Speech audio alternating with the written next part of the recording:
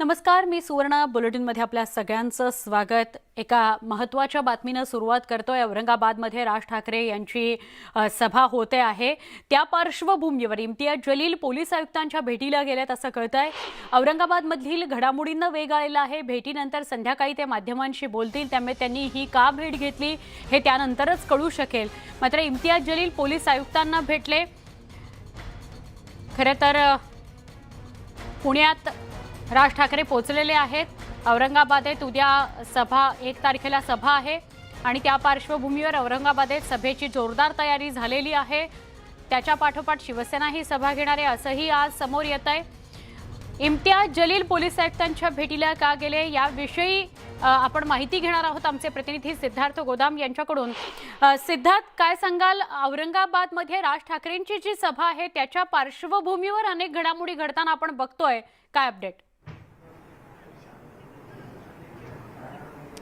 नाही, निश्चितपणे आता इम्तियाज जलील आतमध्ये गेलेले पोलीस आयुक्तांच्या केबिनमध्ये आहेत। मात्र ते राज ठाकरेच्या सभेविषयीच गेले असं आपल्याला आता म्हणता येणार नाही।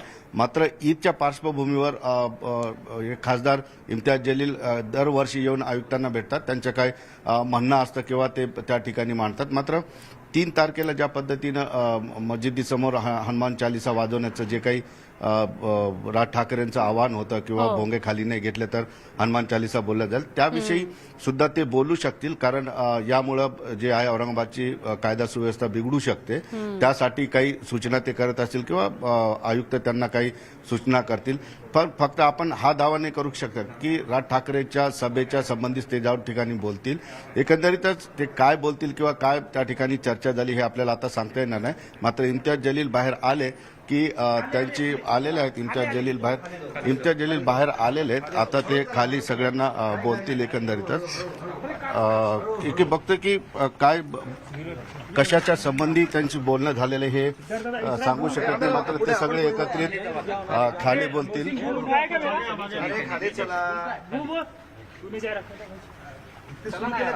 हा, सुवर्ण त्यांनी आता सांगितलं की खाली ते सगळ्यांना एकत्रित बोलतील, त्यामुळे 1-2 मिनिटांमध्ये नक्की सिद्धार्थ, ही थेट दृश्य तुझ्या माध्यमातून आम्हाला आणि आपल्या प्रेक्षकांना दिसतायत। एक्सक्लुझिव्ह दृश्य आहेत ही।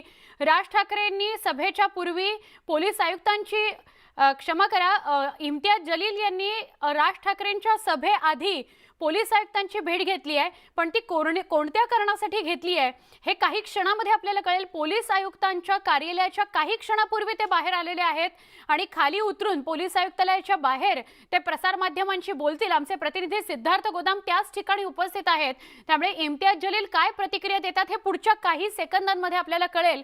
प्रसार माध्यमांशी ते बोलतील आणि तेव्हा स्पष्ट होईल की नेमकं ते कशासाठी पोलीस आयुक्तांना भेटायला आले होते, नेमकी काय काय कारण होती, काय सूचना किंवा काय म्हणणं इम्तियाज जलील यांनी पोलिसांकडे मागितले। ही थेट दृश्य आपण बघतोय। आमचे प्रतिनिधी सिद्धार्थ गोदाम त्यांच्या सोबत आहेत आणि खाली उतरल्यानंतर लगेचच इम्तियाज जलील प्रतिक्रिया देतील।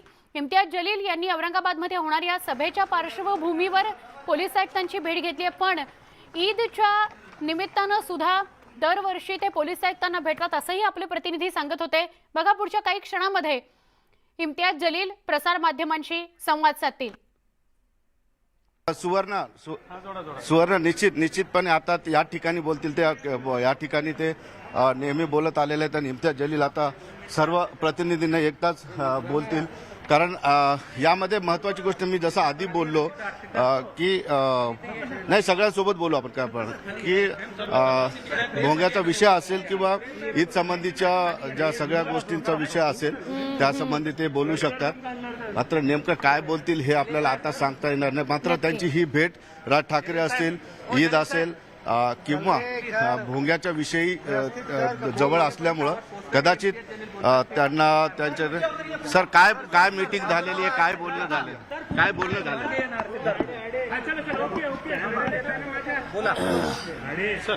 देखिए, ये हमारे औरंगाबाद की, महाराष्ट्र की संस्कृति है, तहजीब है कि हम भी कोई त्यौहार जब मनाते हैं तो सब साथ में मिलकर मनाते हैं।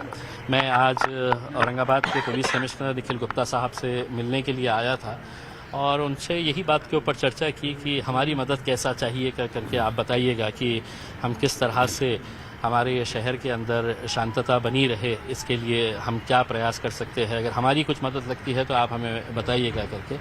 तो इन मुद्दों के ऊपर चर्चा हुई है। दूसरी बात ये है कि राज ठाकरे साहब आने वाले हैं, उनकी सभा होने वाली है, और मैं उनको इतना ही कहना चाहूँगा कि आप 1 तारीख के दिन आपकी सभा है आज मराठवाड़ा सांस्कृतिक मंडल के मैदान के ऊपर, करीब 7:30-8 बजे आपकी ये सभा शुरू होंगी। उससे पहले अगर आप हमारे साथ अगर इफ्तार करने के लिए आए और सभी हिंदू मुस्लिम साथ में बैठकर अगर हम कहीं पर बैठ के अगर हम इफ्तार करें तो मेरे हिसाब से एक बहुत अच्छा संदेश जाएगा। रमज़ान एक ऐसा महीना होता है कि जहाँ पर मुसलमान साल भर इंतज़ार करता है, और पिछले 2 साल जो कोरोना की वजह से किसी का भी त्यौहार अच्छे तरीके से हम मना नहीं सके हैं, कारोबार बराबर से हो नहीं सका है। आज बहुत सारे दुकानदारों ने माल भर कर रखा हुआ है, और वो किसी एक जाति के नहीं है, सभी जाति धर्म और मज़हब के लोग हैं। तो ऐसे लोगों को अपने कारोबार की फिक्र है कि क्या होगा करके। तो मैं औरंगाबाद के ज़िले की जनता को ये आश्वासन देना चाहता हूँ कि हम सभी लोग मिलकर अगर चाहे तो ये शहर की जो एक परंपरा है वो हम साथ में आगे भी उसको लेकर जा सकते हैं। ये सही बात है कि 99% लोग जो है वो शांति प्रिय होते हैं, वो पीस लविंग सिटीजन्स होते हैं। 1% है जो चाहते हैं कि कुछ ना कुछ गड़बड़ हो, कुछ ना कुछ हंगामा हो करके। अब ये जिम्मेदारी पुलिस की है, और हमें पूरा पुलिस के ऊपर विश्वास है कि वो जो 1% है, चाहे वो किसी भी जाति धर्म और मजहब या किसी भी राजनीतिक पार्टी के से ताल्लुक़ रखते हो, इनको कंट्रोल करने के अंदर पुलिस पूरी तरह से सक्षम है। हमको इतना पूरा विश्वास है। हम सिर्फ इतना कहना चाहेंगे, जो सियासत करने के लिए आए हैं वो सियासत करे, और जो इबादत करना चाह रहे हैं उन्हें इबादत करने दे। तुम्हाला का भीती वाटते की औरंगाबादचं वातावरण बिघडेल? देखिए, मेरा नहीं है। मुझे आज बहुत सारे छोटे मोटे दुकानदार, जो कारोबार करने वाले जो लोग हैं, जिन्होंने अपनी दुकानों के अंदर माल भर कर रखा हुआ है, और वो सभी जाति के लोग हैं, उन्हें कहीं ना कहीं ये एहसास हो रहा है कि साहब कुछ होगा क्या। तो हम उनको यकीन दिलाना चाह रहे हैं कि कुछ नहीं होगा, और हम ये पुलिस डिपार्टमेंट को भी ये यकीन दिलाने के लिए आए हैं कि आप पुलिस से ज़्यादा यहाँ के लोक प्रतिनिधियों का इस्तेमाल करिएगा, क्योंकि ये शहर सबका शहर है। भोंगा उतरवण्याची 3 तारखेचं अल्टिमेटम आणि त्यानंतर 1 तारखेची सभा MIMची, कसं बघता या सगळ्याकडे आणि अल्टिमेटमवर तुमची प्रतिक्रिया? देखिए, इसके बारे में महाराष्ट्र के गृह मंत्री ने पूरे अच्छी तरीके से खुलासा कर दिया है। अब हम ये मुद्दा जो है, ये मुद्दे को हम चाहेंगे कि सरकार, पुलिस, प्रशासन जो है वो उसको जिस तरीके से हैंडल करना चाहे। जो कानून है वो कानून हमारे लिए कोई अलग नहीं है। अगर सुप्रीम कोर्ट का कोई आदेश है तो उस आदेश का पालन होना चाहिए, हम भी ये मानते हैं उसमें, लेकिन ऐसा जोर जबरदस्ती से ना करे तो मेरे हिसाब से, वरना इसका कोई अंत नहीं रहेगा। ठाकरेला ज्या छठी आरती सांगितल्या, राज ठाकरेच्या बाबत एक पत्रक तुम्ही काढलेलं काय होतं. सांगाल? हिंदुत्वाचा मुद्दा ते उचलतायत त्या सभेत. देखिए, मेरा यही कहना है कि ये मैं तमाम लोगों को ये बताना चाहता हूँ, मेरे हिंदू भाइयों को भी और मुसलमानों को भी ये बताना चाहता हूँ कि ये जो मामले हम पिछले कुछ दिनों से, कुछ महीनों से जो देख रहे हैं, ये हिंदू और मुसलमान का मुद्दा नहीं है। ये मुद्दा है कि हिंदुत्व की रक्षा सबसे ज़्यादा कौन कर सकता है। तो इसके अंदर 3 पार्टियां जो है वो मैदान में उतरी हुई है। एक तरफ भारतीय जनता पार्टी है, दूसरी तरफ शिवसेना है, और तीसरी तरफ ये मनसे है। अब ये तीनों के अंदर ये होड़ लगी हुई है कि सबसे ज़्यादा हिंदुओं की रक्षा करने वाला, हिंदुत्व को सबसे ज़्यादा मानने वाला, हिंदुत्व के लिए लड़ने वाला कौन सी जमात है। तो ये तीनों के अंदर आपस में कंपटीशन है, और जब मैदान के अंदर उतरे हैं तो इन्हें एक सॉफ्ट पंचिंग बैग चाहिए, एक सॉफ्ट पंचिंग बैग चाहिए कि जिसको है तो वो पंच करते रहे। और वो पंचिंग बैग जो है वो तीनों के लिए है तो मुसलमान है, कि उनके मस्जिद को कभी टारगेट करो, मुसलमानों को कभी टारगेट करो। लेकिन अच्छी बात यह है कि अब लोग भी बहुत अच्छी तरीके से इन बातों को समझते हैं, तो अब लोग ना बहकावे में आएंगे, ना किसी तरह के कोई भड़काव उसके अंदर आने वाले हैं। लोग समझ गए हैं कि नुकसान अगर किसी का होता है तो गरीब का ही होता है। तो अब मुद्दे अपने अपने पॉलिटिकल इसके हिसाब से जिसको जो जैसा उठाना है उठाएंगे। एक पत्रक काढलेलं होतं. सध्याच्या काळामध्ये औरंगाबादमध्ये मैं औरंगाबाद के खासदार की हैसियत से मैं आपको यकीन दिलाता हूँ कि मुझे 1% भी कोई चिंता नहीं है। और मैं औरंगाबाद की जनता को भी यही कहना चाहता हूँ कि आपके मन में अगर कोई डर है, कोई आपको ऐसा चिंता व्यक्त हो रही है आपको, तो बिल्कुल वो मन से निकाल दीजिएगा। ठीक है, एक राजनीतिक पार्टी का एक लीडर है, वो आ रहा है अपना एजेंडा लेकर, अपना भाषण देने के लिए उसके अंदर, लेकिन उसको इतना संजीदगी से मत लीजिएगा कि कल के दिन हम आपस में आमने सामने हमारे बीच में कोई मनमुटाव हो जाए करके। तो कहीं पर भी कोई चिंता नहीं। हाँ, चिंता कुछ दुकानदारों को जरूर है कुछ कारोबारी करने वालों को जरूर है कि जिनको ऐसा लगता है कि साहब 3 साल के बाद है तो मेरा धंधा अब पनप रहा है, और रमजान के आखिरी के जो दिन होते हैं, 3-4 दिन जो होते हैं, उसी वक्त के अंदर है तो पूरा कारोबार है तो बढ़ता है, लोग आखिरी वक्त में ही खरीदने के लिए जाते हैं, तो उन्हें वो चिंता सता रही है। लेकिन उनको भी हम आश्वासन देना चाहते हैं कि ऐसा कोई आपको घबराने की जरूरत नहीं है। औरंगाबाद की संस्कृति, औरंगाबाद की तहजीब को हम आगे इसी तरह से लेकर जाएंगे। पत्र काढलेलं होतं निमंत्रण तुम्ही. जाऊन देणार आहात का हेच माध्यमांच्या माध्यमातून निमंत्रण असेल काय? तुमचं? इफ्तारचं निमंत्रण जे तुम्ही राज ठाकरेंना दिलं की तुम्ही या आमच्यासोबत बसा इफ्तार करू म्हणून, तर ते निमंत्रण तुम्ही भेटून देणार आहात त्यांना कुठल्या देखिए, मैं आपके जरिए उनको कहना चाह रहा हूं कि हमारा मजहब भी ये कहता है, हमारी तहजीब भी ये कहती है कि वो हमारे मेहमान है। अगर वो आ रहे हैं यहाँ पर तो आप सभा में जाने से पहले हमें बताइएगा कि हम सब साथ में मिलकर है तो आप स्टेज पर जाकर आपको जो बोलना है आप बोलिएगा उसमें है? लेकिन हम दुश्मन नहीं है। आपकी अलग राजनीतिक पार्टी का एजेंडा है, हमारी अलग राजनीतिक पार्टी का, दूसरों की राजनीतिक पार्टी का अपना अपना एक एजेंडा है इसके अंदर। तो आपके जरिए मैं आपको ये दावत दे रहा हूँ कि आप आइए, हमारे साथ इफ्तार करिएगा, उसमें हम सब साथ में मिलकर करते हैं। नाही त्यांच्या बदललेल्या अजेंड्यानुसार कोणाला काही वाटतंय, पोलीस इतका पाऊस फाटा लावतोय, वातावरण बिघडत कसं चाललंय बघितलं, आणि काय कुठलं म्हणजे काही तर देखिए, ये तो पुलिस ही अच्छी तरीके देखिए ये पुलिस ही अच्छी तरह से बता सकती है कि उनके पास कुछ इंटेलिजेंस इनपुट्स है क्या नहीं। मेरे पास ऐसा कुछ भी नहीं है। मैं तो पुलिस डिपार्टमेंट को, पुलिस कमिश्नर को सिर्फ ये विश्वास दिलाने के लिए आया था कि हाँ, आपको हमारी अगर किसी जरूरत है तो हम आपको बिल्कुल पूरी तरह से मदद करने के लिए तैयार है। तुम्ही एक पत्र काढलेलं होतं ज्यामध्ये तुम्ही असं म्हटलेलं होतं. इफ्तारचं निमंत्रण देताय, पण मनसेच्या नव्या अजेंड्यामुळं महाराष्ट्रभरातील मुस्लिम मनसैनिक ते मनसेला सोडून गेलेले आहेत. आता तुमच्या इफ्तारचा स्वीकार करतील का, निमंत्रणाचा स्वीकार करतील का? देखिए, मैं एज अ खासदार मैं कई जगह के ऊपर कई जगह पे है तो दिवाली के मुबारकबाद देने के लिए जाता हूँ, दिवाली के फराड़ खाने के लिए जाता हूँ।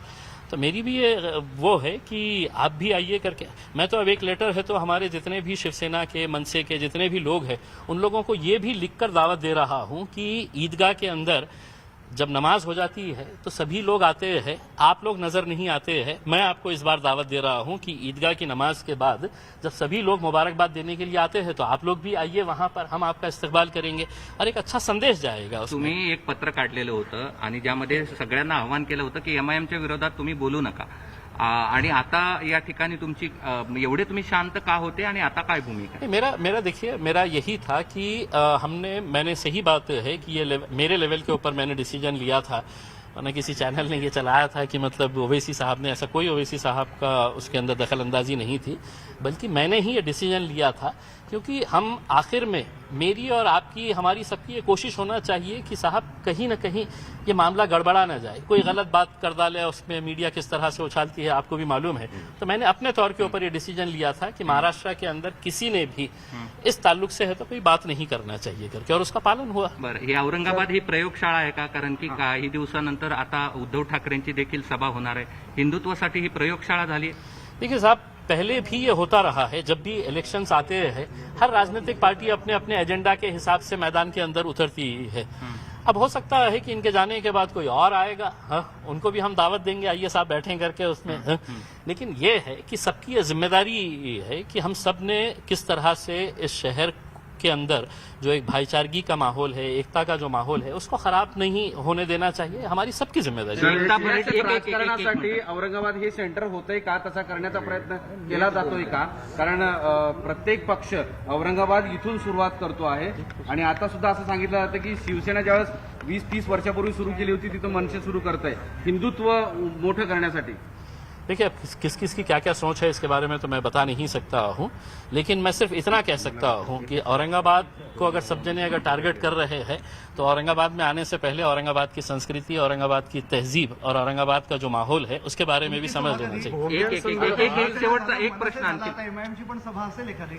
देखिए साहब, जब भी हमारी सभा रहेगी हम कभी भी किसी दूसरे धर्म के ऊपर हम कभी भी है तो उंगली नहीं उठाएंगे, उनके बारे में ये नहीं बोलेंगे। ठीक है, हमारे मतभेद हो सकते हैं, राजनीतिक मतभेद हो सकते हैं, हम भारतीय जनता पार्टी के पॉलिटिकल डिफरेंसेस का हम बता सकते हैं, हम शिवसेना के खिलाफ है तो हम बोल सकते हैं, लेकिन हम धर्म के खिलाफ कभी नहीं बोलते हैं। ये आपको हम ओपन चैलेंज करके बता रहे हैं कि हमने कभी भी हमारी सभाओं के अंदर हम किसी जात और धर्म के ऊपर हमने ये नहीं कहा है। इसके अंदर हम हमारे ऊपर, मुसलमानों के ऊपर जो पॉलिटिकल जो इंडिफरेंस इतने सालों के साथ कांग्रेस और राष्ट्रवादी ने किया है, हमने उसको हाईलाइट किया है और इसके अंदर कोई गुनाह नहीं किया है हमने। जो हकीकत है, दोन भावांच्या आवाज कमी करण्यासंदर्भात काही मुस्लिम संघटना आणि मुस्लिम धर्मगुरूंनी सुद्धा सकारात्मकता दर्शवलेली आहे, त्याबद्दल काय वाटतं तुम्हाला? देखिए, बिल्कुल बिल्कुल, अगर समझ लीजिएगा कोई अगर आगे आ रहा है तो बिल्कुल इसको वेलकम करना चाहिए।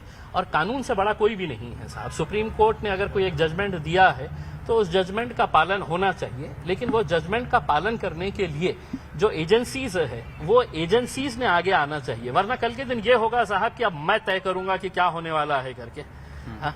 तो अगर यही सब अगर सभी राजनीतिक पार्टियां अपने तौर के ऊपर अगर ये तय करने लगे तो इसका कोई अंत नहीं रहेगा।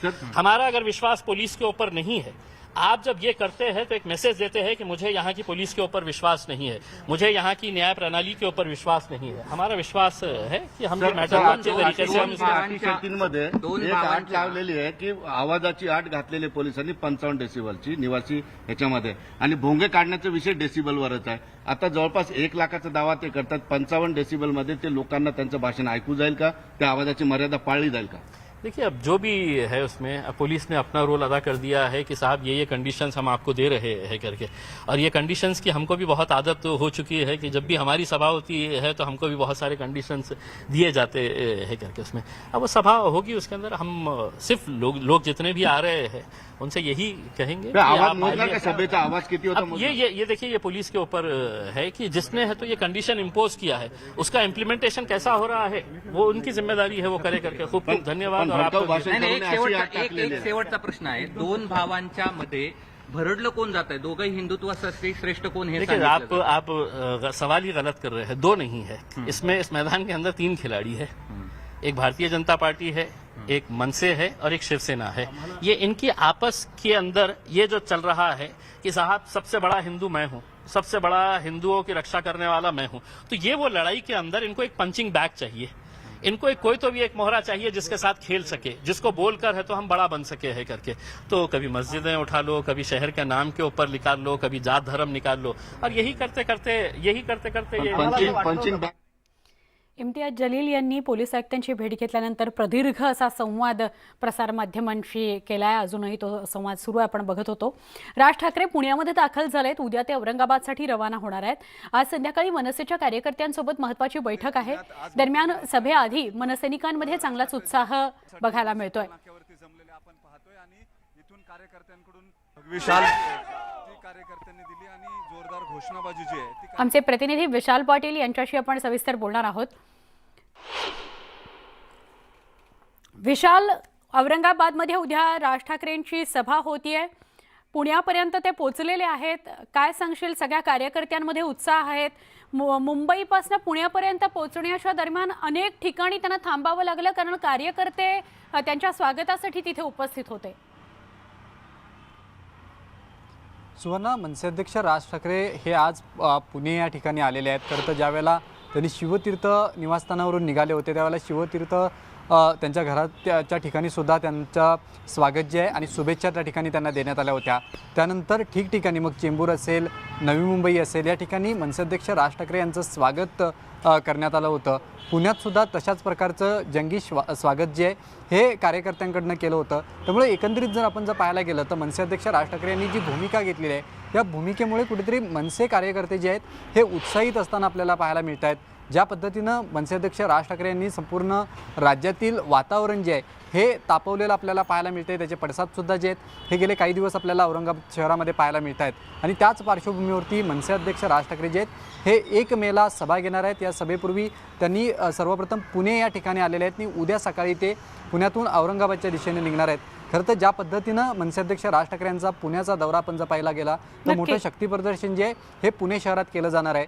उद्या सकाळी जवळपास 150 गुरुजी आहेत हे राज ठाकरेंना भेटणार आहेत आणि त्यांना आशीर्वाद देणार आहेत. त्यानंतर मनसे अध्यक्ष राज ठाकरे संभाजी महाराज यांच्या समाधीस्थळाचं दर्शन सुद्धा घेणार आहेत आणि तिथून ते औरंगाबादच्या दिशेने निघणार आहेत. त्यामुळे एकंदरीत जर आपण आता पाहायला गेलं नक्की. तर मनसे अध्यक्ष राज ठाकरे यांनी जी हिंदुत्वाची भूमिका घेतलेली आहे या हिंदुत्वाच्या भूमिकेवरती कुठेतरी मनसे कार्यकर्त्यांनी जे आहे या भूमिकेचं स्वागत केलेलं आणि मनसे कार्यकर्त्यांमध्ये मोठी ऊर्जा जी आहे हे आपल्याला पाहायला मिळते. सुवर्णा, नक्की. विशाल, धन्यवाद आपण माहिती दिल्याबद्दल. अर्थातच उद्या औरंगाबादसाठी जेव्हा पुण्यातून ते निघतील त्यानंतरचा सगळा प्रवास आणि अपडेट तुमच्याकडनं घेऊच. एक छोटासा ब्रेक, लगेच भेटू. पहा फक्त न्यूज 18 लोकमत.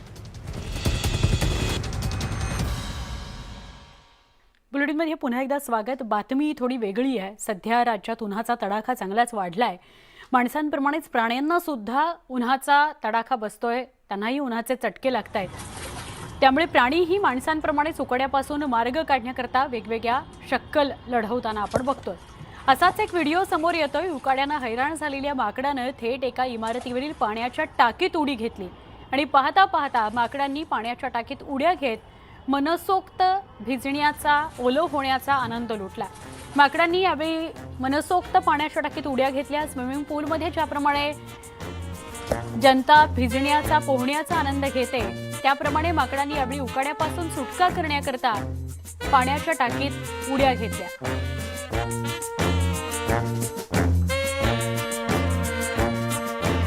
माकडांच्या या टोळीचा व्हिडिओ मोबाईल कॅमेऱ्यात कैद झालाय.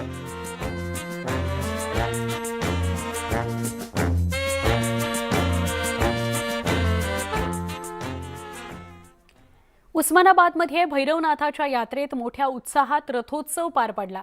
गुलाल खोबरं उधळत भैरवनाथाच्या चांग फलचा गजर करत हजारो भाविकांनी श्री काळ भैरवनाथाचा रथ ओढला. कोरोनामुळे गेली 2 वर्ष रथोत्सव बंद होता. भाविकांनी यावेळेला प्रचंड गर्दी केलेली होती.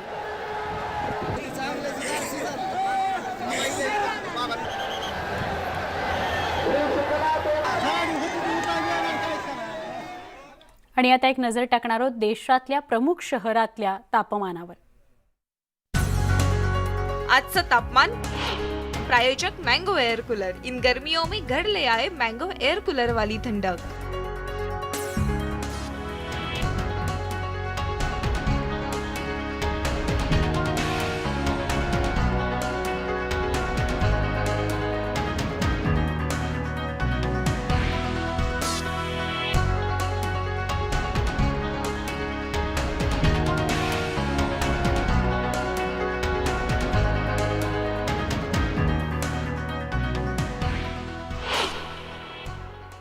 या सगळ्या बातम्यांसह बुलेटिनमध्ये इथेच थांबतोय. ताज्या वेगवान घडामोडींसह आपण लगेच काही क्षणात भेटूया. पहा फक्त न्यूज 18 लोकमत.